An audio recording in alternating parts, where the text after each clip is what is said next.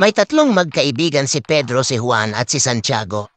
Naligaw sila sa isang kagubatan at nahuli sila ng mga kanibal.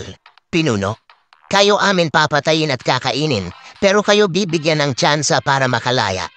Kayo iikot at maghahanap ng prutas at magdadala ng 10 piraso nito at babalik sa akin. Naghahanap ng prutas ang magkaibigan at naunang bumalik si Pedro sa pinuno ng mga kanibal na may dalang 10 mansanas. Pinuno, ngayon ikaw amin palalayain pero ang gagawin namin ipapasok namin sa puwet mo ang 10 prutas na dala mo. Dapat hindi ka magpapakita ng emosyon, tatawa o iiyak. Unang pasok pa lang ng unang mansanas sa puwet ni Pedro ay sumigaw na siya ng aray. Agad-agad siya ay pinatay. Sakto naman na pagdating ni Juan na may dalang 10 ubas.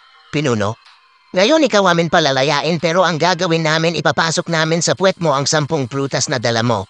Dapat hindi ka magpapakita ng emosyon, tatawa o iiyak. Sinimulan ipasok ang ubas sa kanya ng walang problema at emosyon. Pagdating sa 10 ubas biglang natawa ng sobrang lakas si Juan. Hahaha. Pinatay. Nagkita si Pedro at Juan sa langit at tinanong ni Pedro si Juan, Pedro, pare isa na lang yung prutas na kailangan para makalaya ka. Buisit ka, bakit ka natawa? Juan, pre hahaha, nakita ko kasi si Santiago paparating na may dalang duriya.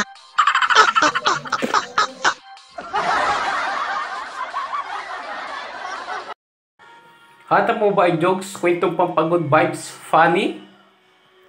Ano pang hinihintay mo? Subscribe, like, and share na.